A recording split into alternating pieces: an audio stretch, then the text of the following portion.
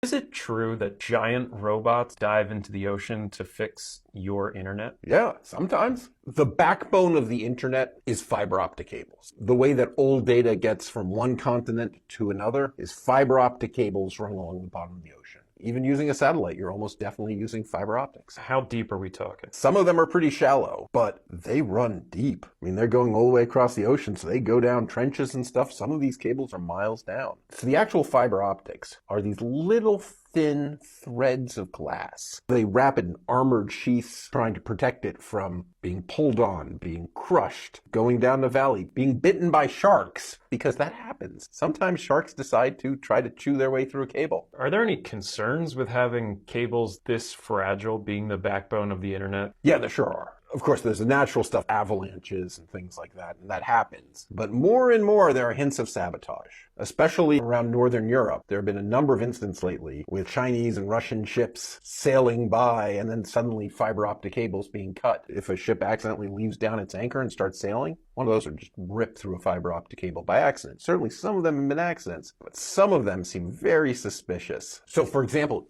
Egypt is a major choke point for these cables. According to Wired, back in June 2022, a cable got cut in Egypt and it was a disaster. And the reason is that it's what connects the Mediterranean to the Red Sea, to the Indian Ocean. If you want to connect something in Asia or in Australia or in Africa to Europe, you go through Egypt. And in June, the cable got cut, which means 7 countries in Africa lost their internet. 90% of Ethiopia had no internet at all. Disaster. When you say no internet at all, this is not just no broadband. This is no cellular, nothing. Well, right. I mean, the cell phones could connect to the tower, but the tower couldn't make it to any website in Europe, website in Asia, which is pretty much every website, right? They were really, really cut off. There are, in fact, 16 major fiber optic cables going from the Mediterranean through Egypt into the Red Sea.